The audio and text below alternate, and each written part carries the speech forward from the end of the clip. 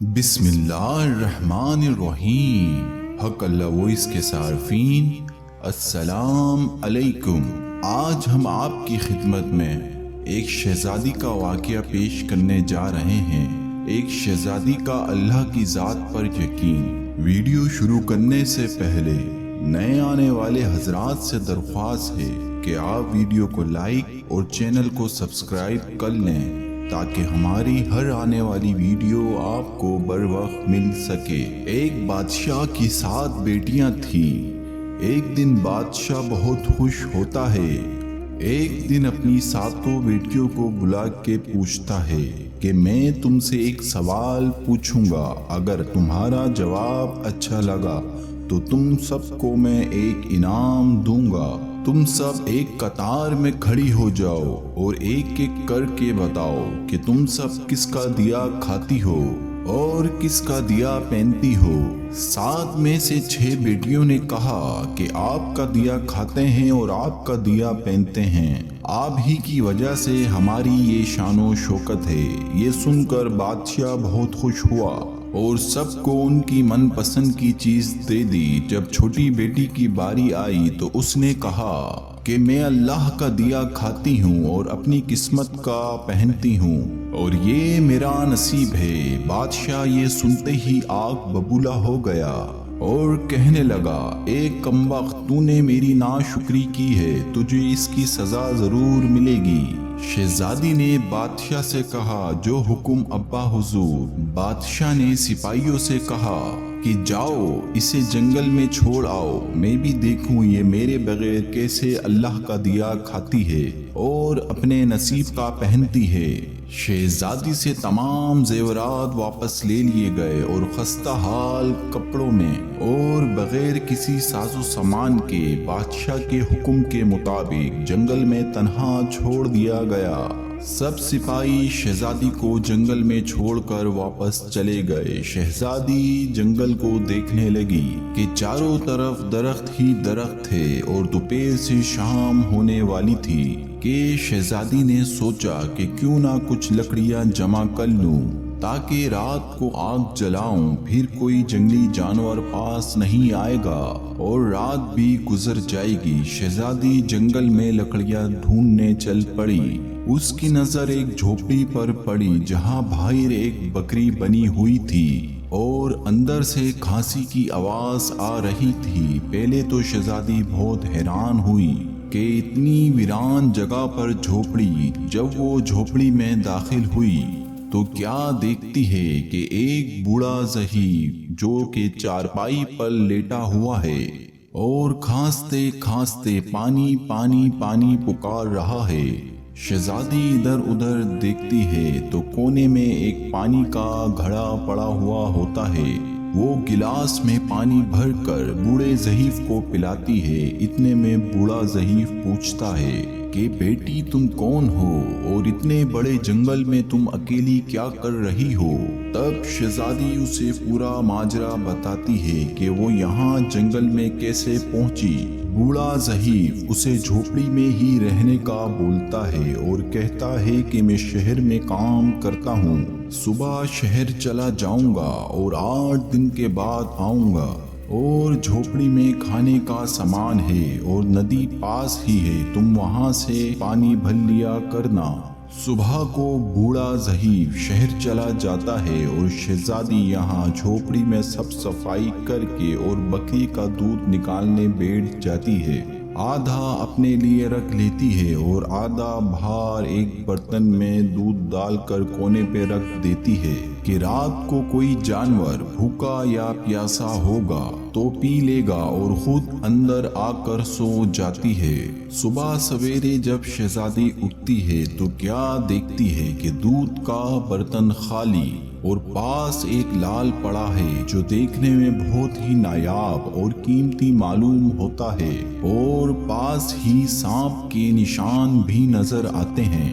تب شہزادی کو یاد آتا ہے کہ اس نے بچپن میں سنا تھا کہ جب کوئی نایاب سانپ بہت خوش ہوتا ہے تب ایک ایسا لال اگلتا ہے کہ جس کی قیمت ہیرے جواہرات سے بھی مہنگی ہوتی ہے۔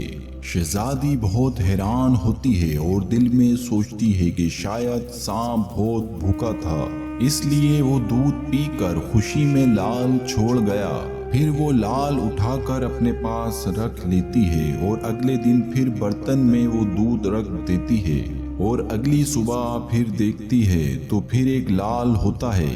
ایسے ہی کرتے کرتے 7 دن گزر جاتے ہیں اور شہزادی کے پاس 7 لال جمع ہو جاتے ہیں، اور اس دن بوڑھا ظہیف بھی آ جاتا ہے تو شہزادی اسے لال دکھاتی ہے اور سارا واقعہ بتاتی ہے۔ بوڑھے ظہیف کو وہ 3 لال دے دیتی ہے اور کہتی ہے کہ شہر جا کر یہ 3 لال بیچ دو، اور آتے وقت اپنے ساتھ محل بنانے والے مزدور لے کے آنا۔ باقی 4 لال گلے میں شہزادی مالا کے طور پر پہن لیتی ہے، اور کچھ ہی مہینوں میں جنگل میں ایک عالیشان محل تیار ہو جاتا ہے جس میں بوڑھا ظہیف اور شہزادی رہنے لگتے ہیں۔ ایسا خوبصورت محل جس میں ہر آرائش، نوکر چاکر، دنیا کی تمام نعمتیں موجود ہوتی ہیں۔ شہزادی جنگل میں لکڑی کی فیکٹری لگا دیتی ہے جس میں غریب کام کرتے ہیں اور ان کی روٹی بھی چلتی رہتی ہے۔ دیکھتے ہی دیکھتے جنگل شہر نما بن جاتا ہے اور دور دور تک دھوم مچ جاتی ہے کہ شہزادی بہت ہی رحم دل ہے۔ یہ خبر ایسے ہی بادشاہ تک پہنچتی ہے تو بادشاہ کے دل میں اشتیاق ہوتا ہے، دیکھوں تو صحیح کون سے ملک کی شہزادی ہے جس کی اتنی تعریف ہے۔ بادشاہ سپاہیوں کے ہاتھ پیغام بھیجتا ہے شہزادی سے ملنے کا۔ یہاں شہزادی کے سپاہی جب شہزادی کو بتاتے ہیں تو شہزادی یہ حکم دیتی ہے کہ بادشاہ سلامت تبھی ہم سے مل سکتے ہیں کہ وہ اپنی تمام بیٹیوں کے ساتھ ہم سے ملنے آئیں۔ سپاہی جا کر بادشاہ کو پیغام دے دیتے ہیں۔ ایک دن بادشاہ اپنی تمام بیٹیوں کے ساتھ شہزادی کے محل جاتا ہے۔ شہزادی ان سب سے چہرے پر نقاب پہن کے ملتی ہے اور ان کے لیے 7 رنگ کے کھانے پیش کرتی ہے، اور ہر کھانے کے ساتھ اسی رنگ کا جوڑا اور زیورات پہن کر آتی ہے۔ محل کی شان و شوکت اور خوبصورتی اور شہزادی کا انداز بادشاہ اور شہزادیوں کو بہت حیران اور متاثر کرتا ہے۔ آخر میں بادشاہ شہزادی سے کہہ ہی دیتا ہے کہ تم میری بیٹی کی جگہ پر ہو اور میں بھی تمہارے کہنے پر اپنی تمام بیٹیوں کے ساتھ آیا ہوں، پھر ہم سے یہ پردہ کس لیے؟ بہت ہی اصرار پر یہ شہزادی کہتی ہے کہ ٹھیک ہے میں تیار ہو کر آتی ہوں۔ سب شہزادیاں آپس میں سرگوشی کرنے لگتی ہیں کہ اتنی تو تیار ہیں، اتنے مہنگے زیورات پہنے ہوئی ہیں اور اب کتنا تیار ہو کر آئیں گی۔ اتنے میں کیا دیکھتے ہیں کہ دور سے ایک خستہ حال کپڑوں میں کوئی آ رہا ہے۔ غور کرنے پر بادشاہ کو یاد آتا ہے کہ یہ ابھی تک زندہ ہے۔ میں تو سوچتا تھا اسے جنگل کے جانور کھا گئے، اور جب میں نے اپنے سپاہیوں کو اس کی خبر لینے بھیجا تھا تو انہوں نے ہی بتایا تھا کہ وہاں شہزادی کا کوئی نام و نشان نہیں ہے۔ یہ کیسے ممکن ہے؟ بادشاہ خوشی سے جھوم اٹھتا ہے کہ شہزادی کو بلواؤ، میں تمہیں شہزادی سے آزاد کروا کر لے کے جاؤں گا، چاہے وہ تمہاری قیمت میں میری ساری بادشاہت مانگ لے۔